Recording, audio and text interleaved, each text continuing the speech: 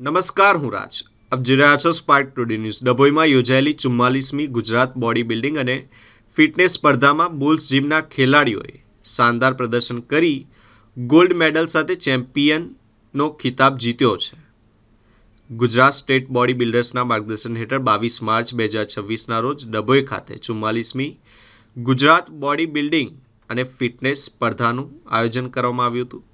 Baroda district body building association દ્વારા આયોજિત આ સ્પર્ધામાં ગુજરાતભરમાંથી 125થી વધુ સ્પર્ધકોએ ઉત્સાહપૂર્વક ભાગ લીધો હતો.